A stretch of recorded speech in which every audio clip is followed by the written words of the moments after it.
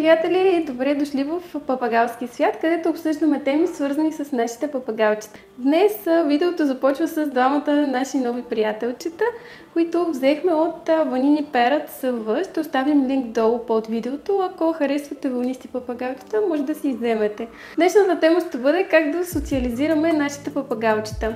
Ние имаме нашите малки приятели от 2-3 дни, не съм много сигурна, и вече доста добре се разбираме, идват при нас, хапват от нас, дават ни да ги галим и така. Сега ще ви покажем част от кадрите, които заснехме в тези 2-3 дни, откакто са при нас, и също така ще ви дадем добри съвети, които със сигурност ще ви помогнат да социализирате вашите папагалчета. И междувременно, докато гледате клипчетата ни, ще видите и още една изненада. Видеото ни ще бъде за социализиране на папагали.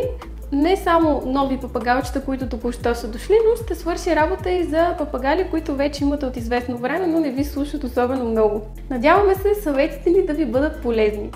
Социализацията на папагала ни започва още с неговото идване. След като той вече е сложен в своята клетка, е време и да започнем опитите за социализиране. Първото и най-важно нещо, което трябва да направим, колкото и странно да звучи, е да игнорираме папагала. Казвам да го игнорираме, защото в случая, в който той дойде в нашия дом, за него всичко е непознато. И обстановката, и хората. Поради тази причина се чувства силно стресиран. За да не го стресираме допълнително, е необходимо да не му обръщаме внимание.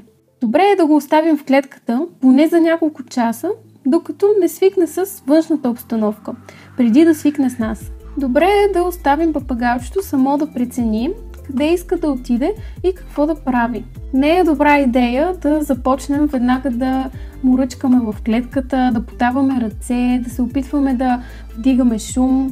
Сигурност това трябва да го изключим при пристигане на папагалчето. След като сте видели, че папагалчето се е поуспокоило в следващите няколко часа, може да направите опит само да застанете близо до него. Да застанете до клетката му, без да бъркате с ръка вътре, без да се опитвате да го хванете и да го пипнете. Добре е, когато опитвате да се социализирате с папагалчето, да не издавате никакви звуци. Това е така, защото то се стресира дори от най-малкото движение и звук, тъй като не знае какво да очаква. При положение, че стоите известно време до клетката му, то свиква с вас, малко или много. Свиква с вашето присъствие и знае, че не сте опасност за него. Папагалите са свикнали, когато има резки движения и звуци, да излитат. Това е първоинстинкт за тях да побягнат при бързи движения и шумове, защото по този начин те успяват да избегнат различни хищници в природата. Така че не му се сърдете, не го прави умишлено.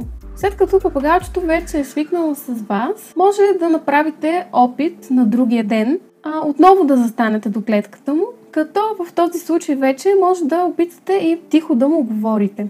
Може да си комуникирате с него известно време, след което отново да го оставите само. След известно време папагалчето вече свиква и с вашия глас. Съответно, вече идва време да направите опит да бъркнете в клетката, без да го изплашите.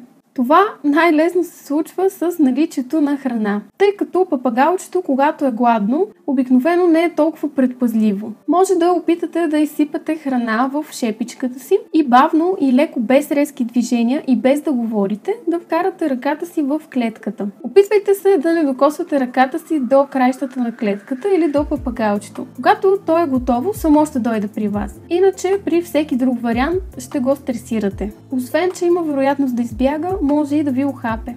И не се притеснявайте, дори да ви отнеме повече време, със сигурност папагалчето ще дойде, тъй като е гладно. И да, пригответе се да почакате.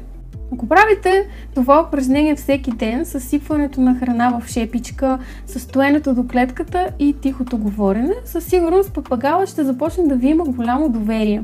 При всеки папагал ще отнема различно време. Някои папагали са по-любопитни, което ги прави по-лесни за дресиране, и разбира се, това означава, че щом са любопитни, ще дойдат и по-бързо и по-рано при вас. За тези папагалчета, които пък се страхуват малко повече, с малко повече търпение ще успеете да привлечете вниманието им. След като вече ви имат някакво доверие и се качват да хапват от вашата ръчичка, може да започнете да им свирукате или да им пеете тихо. Това би могло да бъде от полза, защото в природата, в естествения им хабитат, Това е начинът им на комуникация, а именно чрез свирукане и пеене. Друго нещо като подход, което би могло да ви бъде от полза, е лекото приближаване на ръката, за да ги погалите. Папагалчетата обичат да се чоплят и да оправят перцата си. В повечето случаи и обичат и им харесва да ги галим, защото им наподобява на техните навици. Разбира се, когато протягате ръка към папагалчето си, винаги трябва да бъде така, че то да ви вижда. Ако заходите и се опитате, когато не ви гледа, да го хванете или да го погалите, със сигурност ще се стресира и ще избяга от вас. А дори може и да ви ухапе. Много е важно папагалчетата ви да виждат абсолютно всичко, което правите и всяко едно ваше движение, за да знаят, че щом протегнете ръка към него, то ще прецени дали да ви даде да го пипнете или не. Ако видите, че се отдръпва настрани, не дейте да настоявате и да продължавате с ръка към него. Може да останете в същата позиция за известно време, ако то прецени, че е достатъчно любопитно да дойде при вас. Целият този процес на опознаване и социализиране отнема доста време. Може да отнеме няколко дни, може да отнеме и месец, дори повече. Важното е да не се отказвате и да продължавате всеки ден с тези стъпки. Запомнете в началото, че винаги е добре да го оставяте само да прецени дали иска да дойде при вас, дали да ви позволи да го погалите или пък да остане за известно време на страна. Може би забравихме да уточним кое пиленце как се казва. По-шаренкото се казва Талисман, защото ни беше подарък от Ванини Перът Съва. А другото пиленце се казва Туити, защото е жълто като малко сладко патенце. И така решихме да го кръстим. И така, както сигурно вече забелязахте и видяхте в видеото, имаме още едно папагалче, което е момиченце. Само преди да приключим видеото, исках да ви споделя за прогреса на папагалчетата. Най-добре от всички се справя за момента Талисман, шареното папагалче, макар че в началото Туити беше доста по-безстрашен и нямаше проблем да хапва от ръката, да го галим, но все пак нещата малко се попромениха. Не знам дали има значение полът, защото и двете са мъжки и се справят много добре в обучението си. Само женското доста се опъва, но ще се постараем и нея да я научим. Надяваме се да види от другите папагалчета и да поиска и тя също да бъде по-близо до нас, но все пак с времето ще видим.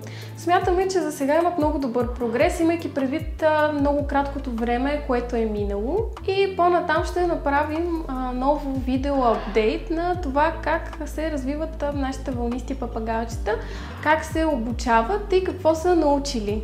И не забравяйте да харесате видеото и да се абонирате за канала ни, за да получавате известия, когато качваме нови видеа.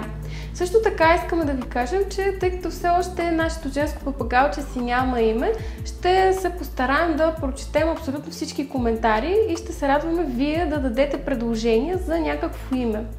След като прочетем всички коментари с предложения за име, ще изберем един от коментарите и ще го кръстим по начин, по който вие сте предложили. Така че не се притеснявайте, а ни пишете в коментар.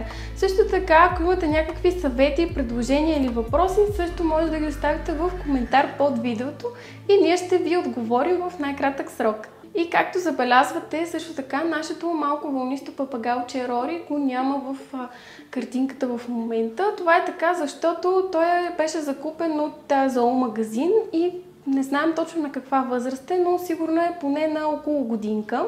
И при него дресирането и обучението ще бъдат изключително трудни. Въпреки това ще се постараем да направим всичко възможно да не го е страх от нас. Повечето папагалчета гледат от сходни на себе си други папагали, независимо дали било по вид, ръст или размер, и имитират всичко, което правят другите папагалчета. Затова се надяваме нашият Рори да започне да имитира тях и да спре да го е страх толкова много от нас. Това беше всичко от нас. Надяваме се видеото да ви е харесало и да ви е било полезно. И до нови срещи! Чао, чао!